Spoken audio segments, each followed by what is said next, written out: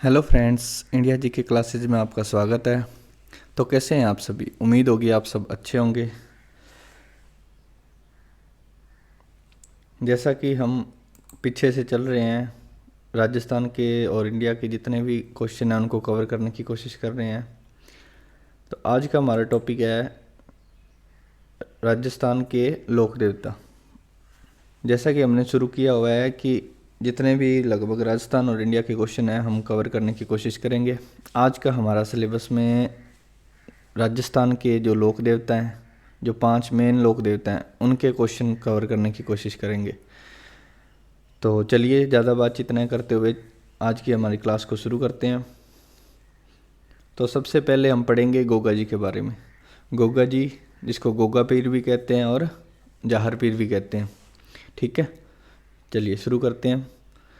गोगा जी कौन थे और उनका जन्म कहाँ हुआ था? सबसे पहला क्वेश्चन हमारा बनता है कि गोगा जी महाराज कौन थे और उनका जन्म कहाँ हुआ था। तो गोगा जी राजस्थान के प्रसिद्ध पीर लोक देवता हैं। ठीक है, इनको पीर भी कहते हैं और लोक देवता भी कहते हैं। इन्हें जाहर वीर या जाहर पीर गोगा के नाम से जाना जाता है। इनका जन्म हुआ था चूरू जिले के ददरेवा गांव में। ओके, तो गोगा जी का जन्म हुआ ददरेवा गांव में। वे सांपों के देवता माने जाते हैं और उन्हें पीर और योद्धा दोनों के रूप में पूजा जाता है। ठीक है, चलिए अगला क्वेश्चन। गोगा जी को सांपों का देवता क्यों कहा जाता है? कि अपने आ जाता है ना क्वेश्चन कि मान लो सांपों का देवता किसको कहते हैं, तो गोगा जी को कहते हैं। तो वो क्यों कहा जाता है, उसका कारण देखिए। गोगा जी को सांपों का देवता कहा जाता है क्योंकि सांप के काटने का विष इनके आशीर्वाद से समाप्त हो जाता है। मतलब अगर जैसे अपने झाड़ फूक करते हैं ना, तो जो अपने गोगा जी के मंदिर में जो रखी होती है धूप, उससे अपने इसका इलाज कर सकते हैं। जिसने सांप को, जैसे सांप ने किसी को काट लिया, तो अगर उसका इलाज कराना है तो सबसे पहले तो गोगा जी के पास इसकी विभूति लगती है। मान्यता है कि गोगा जी के आशीर्वाद से सांप काटने का विष समाप्त हो जाता है, इसलिए उन्हें सर्पदंश से रक्षा करने वाला देवता भी माना जाता है। तो इसमें एक मेन आया हमारा सर्पदंश। तो ऐसा भी आ सकता है प्रश्न कि सर्पदंश कौन से लोक देवता हैं? तो आंसर हमारा हो जाएगा गोगा जी। उनके मंदिरों में सांप की आकृतियाँ बनी होती हैं। ठीक है, मंदिर में सांप की आकृति वाले लोक देवता का नाम गोगा जी। तो गोगा जी का मंदिर कहाँ है? तो गोगा जी का प्रमुख मंदिर है ददरेवा चूरू में। ठीक है, तो इनकी जो ख्याति है वहाँ ये ददरेवा चूरू में मानी जाती है। कहाँ के रहने वाले हैं? चूरू के। इसके अलावा राजस्थान, हरियाणा, उत्तर प्रदेश, मध्य प्रदेश, यहाँ भी इनके मंदिर बने हुए हैं। जो मेन मंदिर है वो राजस्थान के ददरेवा चूरू में बना हुआ है। और इनका मेला देखें तो गोगा जी का मेला लगता है भाद्रपद मास की नवमी को। ठीक है, भादू के महीने में नवमी आती है ना, उस समय लगता है, जिसको हम गोगा नवमी भी कहते हैं। तो हमने गोगा जी के बारे में क्या पढ़ा कि सबसे पहले तो इनका जो जन्म है वो ददरेवा चूरू में हुआ था, इसलिए इनको वहाँ के लोक देवता माना जाता है। इनको जाहर पीर या जाहर वीर के नाम से जाना जाता है। राजस्थान के एक पीर भी हैं और लोक देवता भी हैं। फिर सांप काटने पर इलाज कर किया जाता है, तो कौन से लोक देवता की मान्यता है? वो हमारे गोगा जी की है। आगे सर्पदंश लोक देवता गोगा जी, ददरेवा चूरू से संबंधित लोक देवता भी गोगा जी, और भाद्रपद नवमी को मनाया जाने वाला मेला जो भरता है जिसको गोगा नवमी कहते हैं, वो भी गोगा जी से संबंधित है। ठीक है, चलिए अगला पाबू जी महाराज। तो पाबू जी कौन थे? पाबू जी राजस्थान के प्रसिद्ध लोक देवता और वीर योद्धा थे। इनका जन्म जोधपुर जिले के कोल्लू गांव में हुआ था। इन्हें ऊँटों के रक्षक के देवता के रूप में माना जाता है। ऊँटों के रक्षक देवता कौन है? पाबू जी महाराज। ठीक है, जन्म कहाँ हुआ?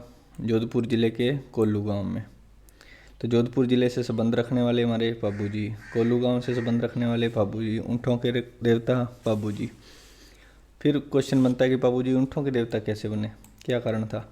इसकी मान्यता है कि पाबू जी ऊँटों की रक्षा करते थे। आज भी चरवाहे ऊँटों की सुरक्षा के लिए पाबू जी की पूजा ही करते हैं। मतलब जो ऊँट पालक होते हैं, जो ऊँट चराते हैं, वो पाबू जी महाराज की पूजा करते हैं। और शुरू में भी ऊँट ज़्यादा होते थे, तो तब से इनको ऊँटों की रक्षा करने वाला माना गया है। ठीक है, पाबू जी ऊँटों की रक्षा करते थे। फिर आता है इनका मंदिर। इनका मंदिर वहीं है जहाँ इनका जन्म हुआ था। तो कहाँ होगा? कोल्लू जोधपुर में। यहाँ पर प्रतिवर्ष बड़ा मेला लगता है।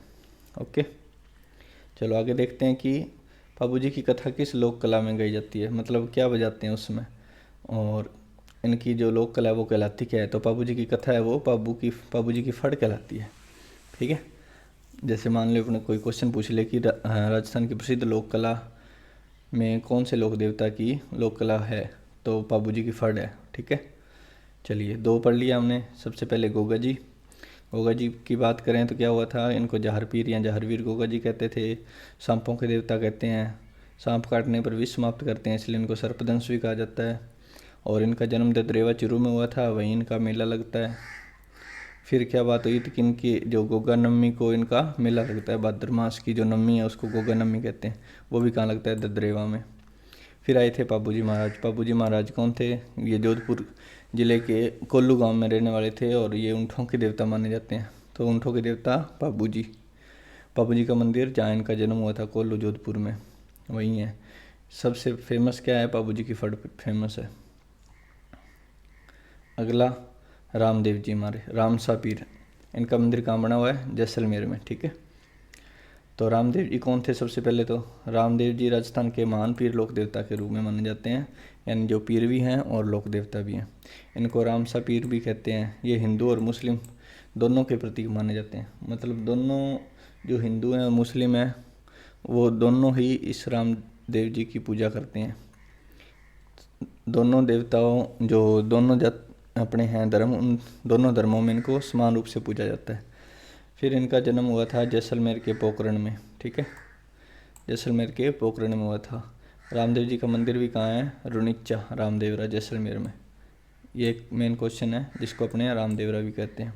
इनका मेला लगता है भाद्रपद शुक्ल पक्ष की द्वितीय और दशमी से, जब इनकी बहन ने ली थी समाधि वहाँ से लेकर जब इन्होंने समाधि ली वहाँ तक, द्वितीय से लेकर दशमी तक 7-8 दिन लगभग मेला इनका चलता है। ठीक है, तो रामदेव जी के बारे में हमने क्या पढ़ा कि इनको रामसा पीर कहते हैं। ये जैसलमेर में रहने वाले हैं, पोखरण में इनका वहाँ जन्म हुआ था। इनको रामसा पीर भी कहते हैं, हिंदू मुस्लिम दोनों पूजते हैं। रुनिच्चा जैसलमेर में इनका मुख्य मंदिर है और इनका मेला लगता है भादु शुक्ल पक्ष की द्वितीय से लेकर दशमी तक। ठीक है, चलो अगला देखें तेजा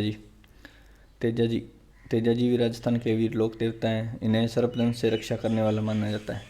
एक हमारे गोगा जी हैं जो सांपों के देवता माने जाते हैं। ठीक है, और जो तेजा जी महाराज इनको नाग के देवता कह सकते हैं अपने, यानी कि दोनों का लगभग सेम है, बस उसमें सांपों वाला था, इसमें नाग वाला है। फिर आता है कि इनका जन्म कहाँ हुआ था, नागौर जिले के खड़नाल गांव में। ठीक है, खड़नाल गांव से संबंधित तेजा जी, नागौर जिले से संबंधित भी तेजा। अगले हमारे लोक देवता हैं मल्लीनाथ जी। ओके, मल्लीनाथ जी, तो मल्लीनाथ जी कौन थे, मल्लीनाथ जी राजस्थान के वो प्रसिद्ध लोक देवता और योद्धा भी थे। ठीक है, ये पशुओं के रक्षक थे। अपने जितने भी लगभग लोक देवता हैं या पीर हैं वो सब पशुओं के पक्षियों के रक्षक थे। ठीक है, ये पुरानी बातें हैं, कहने की जरूरत नहीं है। जो अगर अपने को आ जाए ना क्वेश्चन ऐसा भी कि अगर पशुओं के रक्षक कौन थे, तो ये अपने राजस्थान के लोक देवता जितने भी है वो सारे थे। चलो, मल्लीनाथ जी का जन्म कहाँ हुआ था, तो मल्लीनाथ जी का जन्म हुआ था जैसलमेर क्षेत्र में। ठीक है, जहाँ पर रामदेव जी भगवान अपने देवता जी पूजे जाते हैं, वहीं मल्लीनाथ जी का भी स्थान रखा है। तो मल्लीनाथ जी का प्रमुख मंदिर है तिलवाड़ा बाड़मेर में, तिलवाड़ा बाड़मेर से संबंधित मल्लीनाथ जी। ठीक है, मल्लीनाथ जी का मेला प्रसिद्ध किस के लिए है, इसका पहला मेला है जो मल्लीनाथ जी का वो पशु मेले के लिए प्रसिद्ध है, जिसको पशुओं का मेला भी कह देते हैं। इसमें बड़े मेलों में से एक, जो राजस्थान के सबसे बड़े मेलों में से ना, उसमें से एक माना जाता है। इसमें जो राजस्थान के जितने भी लगभग पक्षी हैं उनका व्यापार किया जाता है, लेन देन किया जाता है। ठीक है, तो चलिए हमारी क्लास यहीं समाप्त होती है। उम्मीद होगी आप सभी को हमारी क्लास बहुत अच्छी लगी होगी। हमारे चैनल के साथ बने रहिए, हमारी वीडियो को लाइक कीजिए और चैनल को सब्सक्राइब कीजिए। धन्यवाद। जय हिंद, जय भारत।